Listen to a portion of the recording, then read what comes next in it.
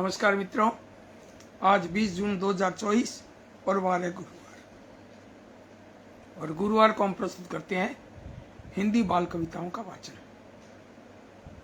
तो आज आपके सामने 10 हिंदी बाल कविताओं का वाचन करूंगा। और इससे पहले एक खुशखबरी की बात। वो खुशखबरी ये है कि केंद्रीय साहित्य अकादमी दिल्ली से हिंदी बाल साहित्य में जिस रचनाकार को पुरस्कार के लिए घोषणा हुई है, उस रचनाकार का नाम है देवेंद्र कुमार, नई दिल्ली। और उनकी किताब है 51 बाल कहानियां। ये देखो आप, इस किताब को केंद्रीय साहित्य अकादमी दिल्ली से बाल साहित्य के सर्वोच्च पुरस्कार की घोषणा हुई है। देवेंद्र कुमार जी को दीनदयाल की चौपाल मंच के माध्यम से बहुत बहुत बधाई, ढेर सारी बधाई और हार्दिक शुभकामनाएं। खूब और सृजन करते रहें और लिखते रहें, हमारे प्रेरणा स्रोत बने रहें। बहुत ही सरल और सहज स्वभाव के हैं। मेरी अक्सर बात होती है उनसे, और बात वो भी साहित्य को लेकर।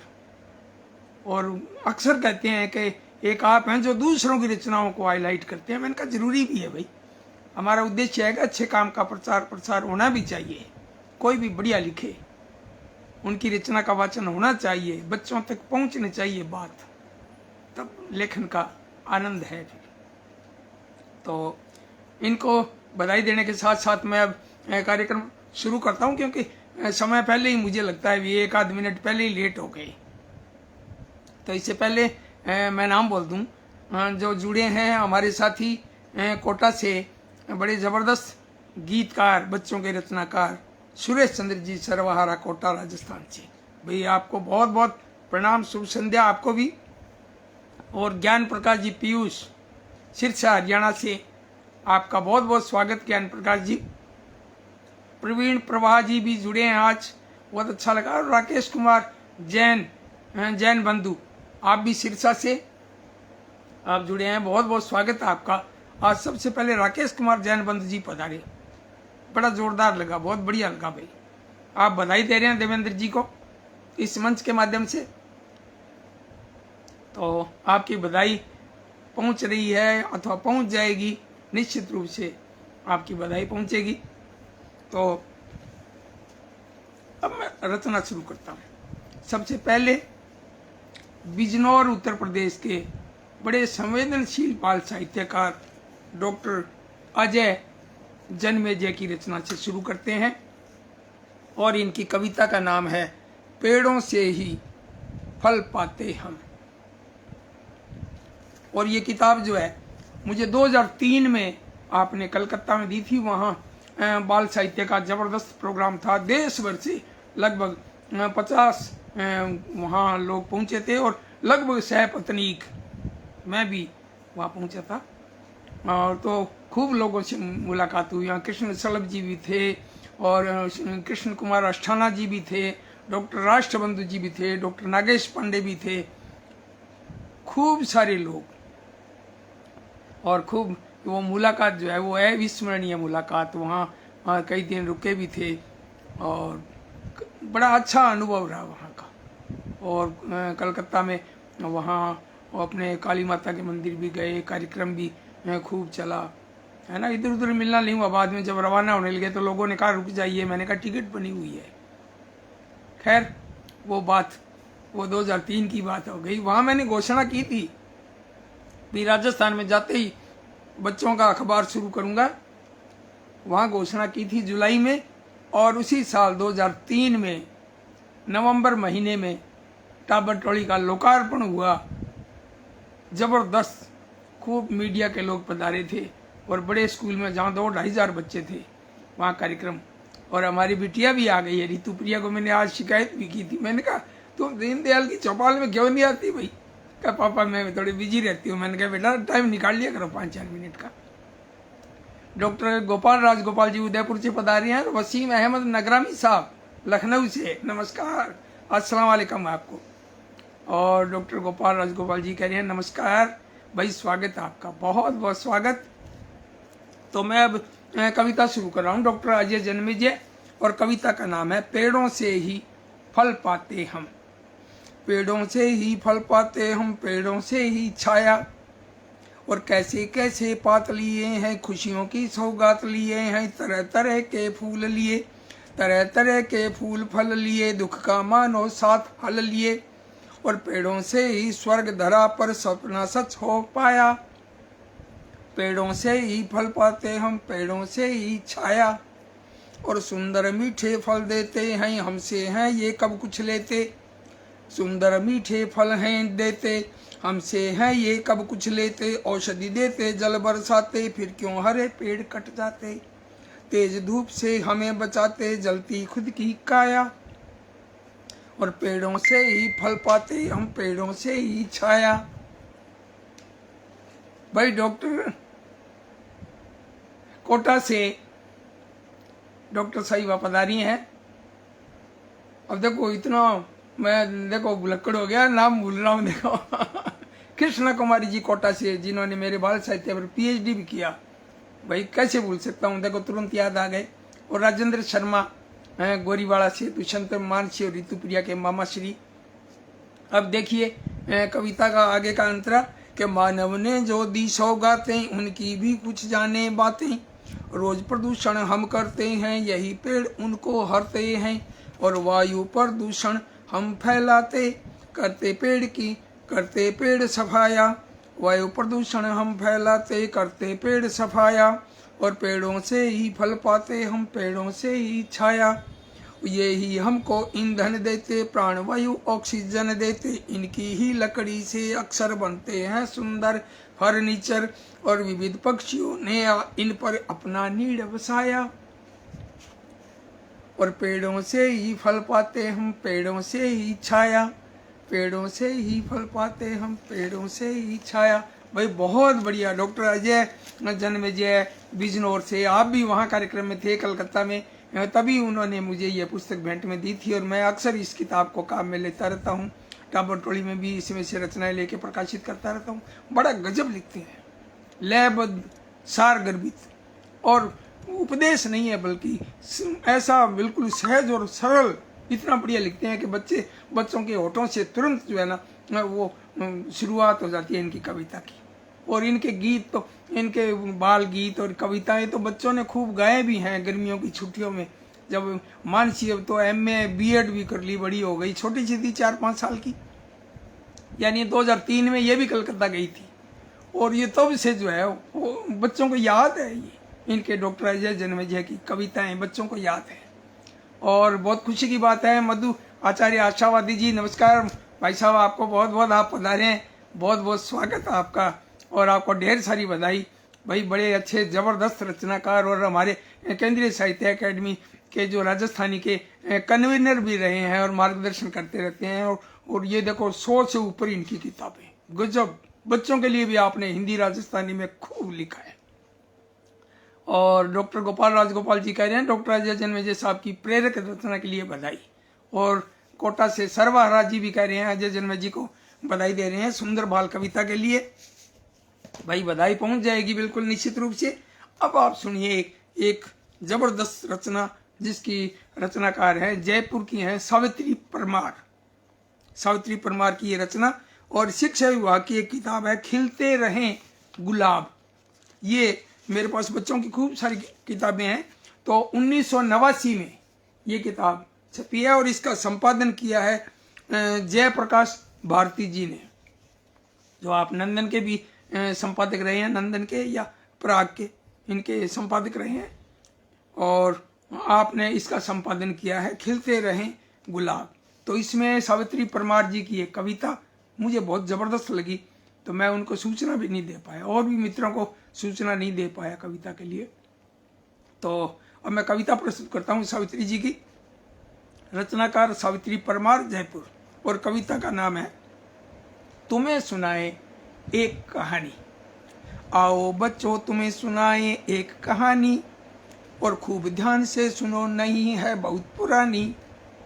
नदी किनारे हरियाली में गांव बसा था एक, नदी किनारे हरियाली में गांव बसा था एक, और था उसमें एक बालक सीधा साधा सच्चा नेक, और बचपन से ही उसने सीखा दिन भर मेहनत करना, सदा बड़ों से सीखा उसने मेलजोल से रहना, और काम सभी के आता था करते थे सभी बड़ाई, फुर्सत पाकर बैठ देर तक करता खूब पढ़ाई।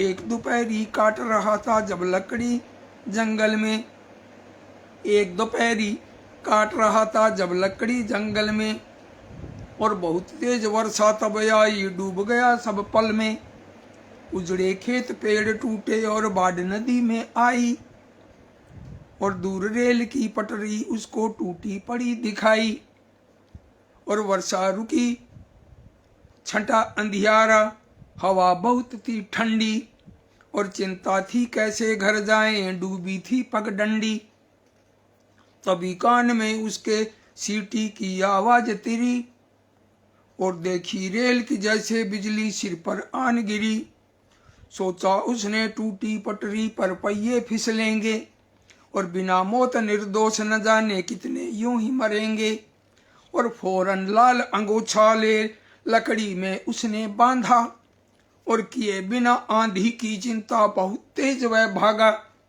और इंजन रुके सब डिब्बे, और जान बची लाखों, टली एक दुर्घटना देखो उस बालक के हाथों, टली एक दुर्घटना देखो उस बालक के हाथों। भाई बहुत बढ़िया, कितना प्रेरणाप्रद ये बाल गीत है बच्चों का, कितनी सुंदर कविता कह सकते हैं कि बच्चे ने किस तरह से देखा भी ऐसे रेल की पटरी टूटी हुई है और सवारियों से लदकद भरी हुई पूरी जो है वो गाड़ी आ रही है, और तुरंत उसने सोचा, लाल अंगोछा उसके पास था तो वो लकड़ी के लपेट कर भागा, और वह बाद में टीटी की या गार्ड की या उसकी ड्राइवर की नजर पड़ी, तब उसने गाड़ी रोक ली और लाखों की जान बच गई। बताओ कितनी प्रेरणाप्रद, और ये कथा कविता जो है बहुत सुंदर। सावित्री परमार जी को बहुत बहुत बधाई।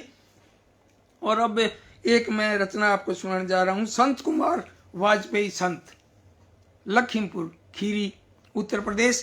ये आज ही आई है डाक से, ये किताब बड़ी प्यारी किताब है भाई, बहुत सुंदर। और डॉक्टर नागेश पांडे संजय आपने इसकी भूमिका लिखी है, और इसमें 25 बाल कविताएं हैं, एक कविता का मैंने चयन किया है। और अब देखिए आप, संत कुमार वाजपेयी संत बड़े ऊर्जावान हैं। इनका देखिए आप के 54 का जन्म है, मेरे से 2 साल बड़े, लेकिन बड़े ऊर्जावान। इनकी कविता देखिए, शीर्षक कविता है मेरे भैया, जो किताब का नाम है, वही कविता मैं पढ़ने जा रहा हूं, ध्यान से सुनिएगा। कि भाई का देखिए आप, बड़े भाई की जो जिम्मेदारी है वो इसमें आप देखिए कि खेल खिलाते मेरे भैया और जोश बढ़ाते मेरे भैया। जो छोटा भाई जो महसूस कर रहा है उस बात को कविता में अभिव्यक्त कर रहा है कि खेल खिलाते मेरे भैया, जोश बढ़ाते मेरे भैया, करो सदा सम्मान बड़ों का, सीख सिखाते मेरे भैया, और विद्यालय के होमवर्क को पूर्ण कराते मेरे भैया, और झूठ मूठ की कुश्ती लड़कर मुझे जिताते मेरे भैया, और कभी कभी जब रूठ गया तो मुझे मनाते मेरे भैया, और मेरी गलती अपने सिर ले प्यार लुटाते मेरे भैया, और एक थाल में रोज खिलाते खुद भी खाते मेरे भैया, और मिले सफलता श्रम करने से समझाते हैं मेरे भैया, और सब जीवों पर दया भाव का पाठ पढ़ाते मेरे भैया। भाइयों में अक्सर या बहन भाइयों में आपस में अक्सर लड़ाई होती है, लेकिन ये प्रेरणाप्रद ये बाल कविता बहुत गजब, बहुत बढ़िया, बहुत सुंदर भाई के बारे में, भाई की अभिव्यक्ति बहुत बढ़िया। और इस नई किताब के लिए जो 2024 में छपी है, मुझे भेजी है, इसके लिए आपका बहुत बहुत धन्यवाद संत कुमार जी, संत साहब। बिल्कुल आप संत प्रवृत्ति के हैं, जैसा नाम और वैसे आप। तो अनीता शर्मा, अनीता गंगाधर अजमेर से पधारी हैं, आपका बहुत बहुत स्वागत। और राकेश कुमार जैन बंधु साहब कह रहे हैं संत जी की कविता के लिए भाई बहुत बहुत स्वागत। और सावित्री परमार जी की कविता के लिए भी राकेश कुमार जैन बंधु प्रशंसा कर रहे हैं। और अनीता शर्मा गंगाधर भाई आपको भी बहुत बहुत प्रणाम, आप पधारे, आपका स्वागत। और इनके कमेंट नहीं दिख रहे हैं डॉक्टर कृष्णा कुमारी कोटा से, लेकिन अलग से कमेंट आता है, क्या आप तक किस तरह से आता है समझ में नहीं आ रहा। फिर भी आपका बहुत बहुत स्वागत कृष्णा जी, आपका फोटो दिख रहा है और इधर मैं ये वाचन कर रहा हूँ आपको देखते देखते। अब मैं आपके सामने प्रस्तुत कर रहा हूँ मध्य प्रदेश के रचनाकार हैं राजा चौरसिया, और इनकी कविता का नाम है पर्यावरण बचाएं। भारी दुष्परिणाम देख हम चेत अभी तक जाएं, और रहना है खुशहाल तो मिलकर पर्यावरण बचाएं। हरियाली के वध के कारण दूबर होती प्राणवायु है, चौतरफा विकास युग में सांसों की घट रही आयु है। और प्रकृति पुजारी बन ज्यादा से ज्यादा पेड़ लगाएं, भारी दुष्परिणाम देख हम चेत अभी तक जाएं। और धुआं, गंदगी, गैस, प्लास्टिक जनित प्रदूषण बढ़ता जाता, पंचतत्व दूषित होने से आहें भरती धरती माता, ढाल बनी ओजोन परत के संरक्षक कहलाएं। और भारी दुष्परिणाम देख हम चेत अभी तक जाएं। वर्षा के आधार नित्य जो काटे जाते हैं वे जंगल, और विष की खेती से जीवों का तेजी से हो रहा अमंगल। अपने पैरों पर कुल्हाड़ी अब तो नहीं चलाएं, भारी दुष्परिणाम देख हम चेत अभी तक जाएं। भाई बहुत सुंदर, राजा चौरसिया, कटनी मध्य प्रदेश। आपकी रचना बड़ी प्रेरणादायक भी। हम ज्यादा से ज्यादा जो है ना पेड़ बचाने की कोशिश करें, न कि काटने की। तो इसी तरह की एक कविता पर्यावरण पर, और इसके रचनाकार हैं श्याम नारायण श्रीवास्तव, और रचनाकार हैं श्याम नारायण श्रीवास्तव, और रचना का नाम है तभी बचेगा कल। ये डॉक्टर कृष्णा कुमारी जी का कमेंट है, कमेंट तो कर रही हूँ, लेकिन वही कमेंट कर रहे हो तो मुझे दिख नहीं रहा है, इसमें बाहर अलग से दिखता है, थोड़ा सा भीड़ से अलग। कृष्णा कुमारी जी का कमेंट अभी आया, मैं कमेंट तो कर रही हूँ, कमेंट कर रहे हो लेकिन आ रहा है, लेकिन मुझे इसमें नहीं दिख रहा है। खैर, अब मैं कविता प्रस्तुत कर रहा हूँ श्याम नारायण श्रीवास्तव, सुल्तानपुर उत्तर प्रदेश, और रचना का नाम है तभी बचेगा कल। पर्यावरण की रक्षा में है देखो सभी विकल्प, आज लगेंगे पेड़ धरा पर तभी बचेगा कल। मतलब कि पोता अगर पेड़ लगाता है ना, दादा पेड़ लगाता है तो फिर पोते खाएंगे फल, ये भी है ना। और पोता पेड़ लगाएगा तो आने वाली पीढ़ी उसकी वो फल खाएगी। तो बहुत बढ़िया शुरुआत देखिए आपका, पर्यावरण की रक्षा में है देखो सभी विकल्प, आज लगेंगे पेड़ धरा पर तभी बचेगा कल। पुरखों ने जो पेड़ लगाए हमने खाए फल, और कुएं बनाए थे जिनसे भी खूब पिया है जल। यदि हम वैसा नहीं करेंगे तो क्या होगा कल, आओ मिलकर सोचें समझें तभी मिलेगा हल। और आज लगेंगे पेड़ धरा पर तभी बचेगा कल, पर्यावरण की रक्षा में है देखो सभी विकल्प। है प्रकृति की रीति अनूठी हमसे कुछ न लेती, है प्रकृति की रीति अनूठी हमसे कुछ न लेती। और पेड़ पहाड़ पोखर व नदियां सब कुछ न कुछ है देती।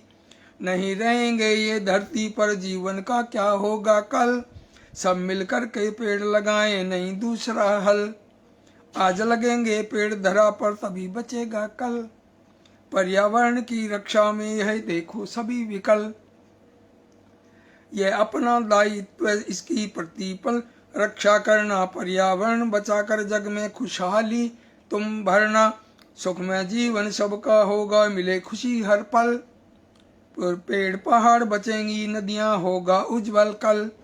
और पर्यावरण की रक्षा में देखो सभी विकल्प, आज लगेंगे पेड़ धरा पर तभी बचेगा कल। भाई बहुत खूब, श्याम नारायण जी श्रीवास्तव को बहुत बहुत बधाई।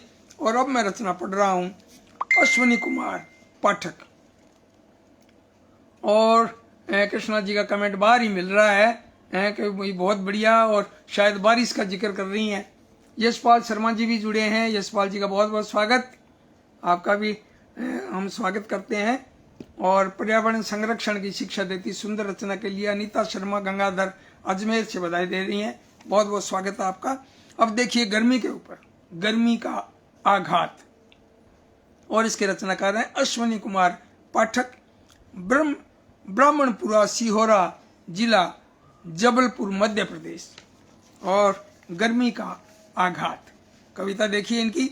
आते ही कर डाला गर्मी ने भीषण आघात, और पंखे कूलर एसी तक से बनी न कोई बात, और साठ गांठ कर ली सूरज से गर्मी ने इस बार, आसमान से फेंक रही है भर भर कर अंगार, और दूबर हुआ निकलना घर से बहे स्वेद की धार, कर देती है गाल लाल लू चढ़ चढ़ चांटे मार, और शीतल शीतल जल पीकर भी बुझे न बैरिन प्यास, नहीं भटकती भूख पास में ले बैठी संन्यास, और चाहूं यह घर पर आ जाए सारा उटक मंड, और छोड़ हिमालय अब आंगन में डेरा डाले ठंड।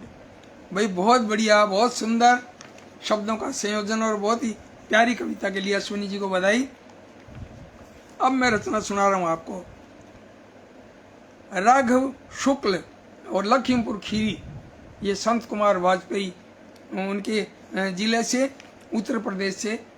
और राघव शुक्ल की ये कविता है, क्या कहती है धरती मैया।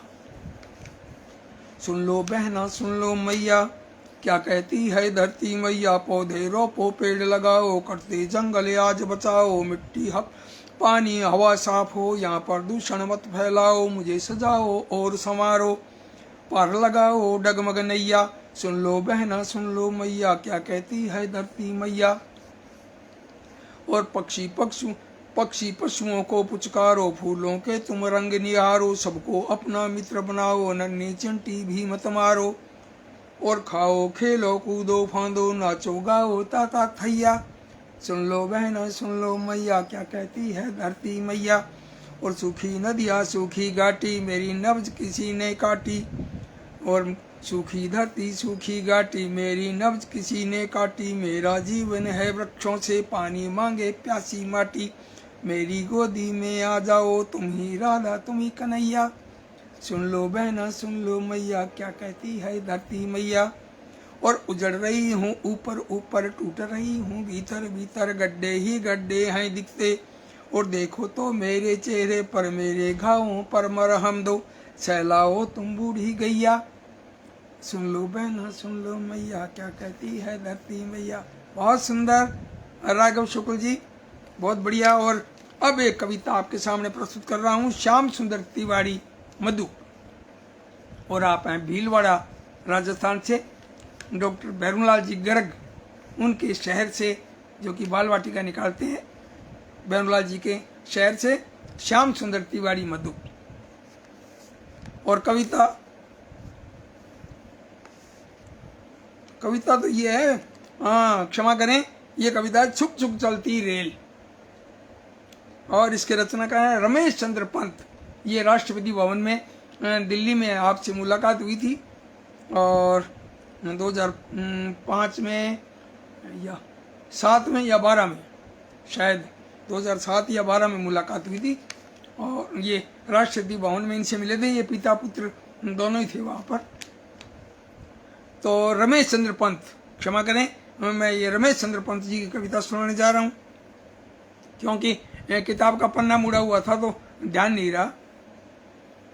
अब देखिए, शीर्षक है छुक छुक चलती रेल, और रचनाकार है रमेश चंद्र पंत। आम रसीले खीरे ककड़ी लेकर आई गर्मी। अब गर्मी है, देखिए आप कितना रुतबा है गर्मी में भी। आम रसीले खीरे ककड़ी लेकर आई गर्मी, और हुई छुट्टियां पढ़ते पढ़ते बहुत गए थे ऊब। हुई छुट्टियां पढ़ते पढ़ते बहुत गए थे ऊब, और कथा कहानी सुनते अब तो नानी जी से खूब। आइसक्रीम लुभाती मन को लेकर आई गर्मी, और आम रसीले खीरे ककड़ी लेकर आई गर्मी, और खूब नहाना जी भर सोना सैर सपाटा खेल।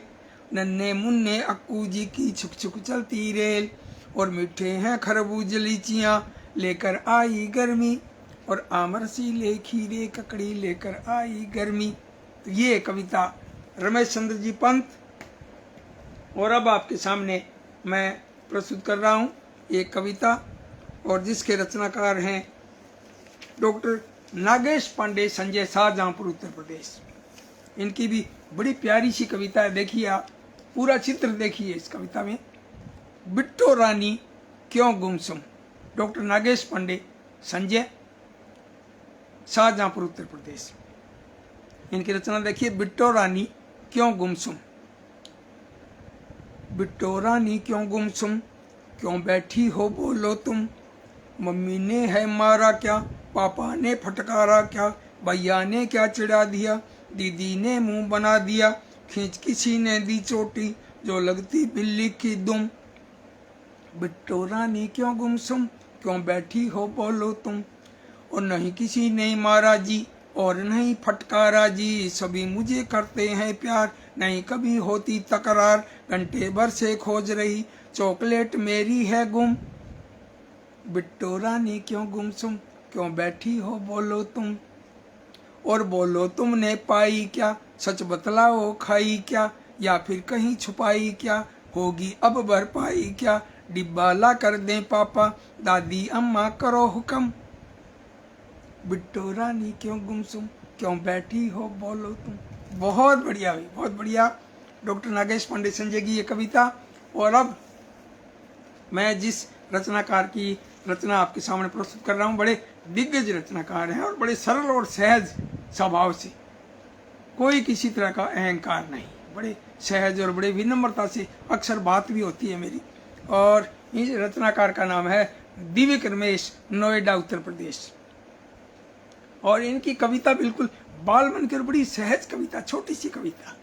और ये किताब है 101 बाल कविताएं, इसमें ये छपी हुई है। और खुशी की बात ये भी है कि मैंने सभी ये कविताएं राजस्थानी में भी अनुदित की है, लेकिन अभी पुस्तक रूप में नहीं आ पाई है। और ये देखिए इनकी कविता, दिव्य रमेश जी की ये कविता, और इसका कविता का शीर्षक है हौवा जी का गीत। बाल मन की छोटी सी कविता देखिए आप। और आज का इस कार्यक्रम की आखिरी कविता, यानी कि 10वीं कविता, हौवा जी का गीत, और रचनाकार दिव्य रमेश, नोएडा, उत्तर प्रदेश। हम तो जान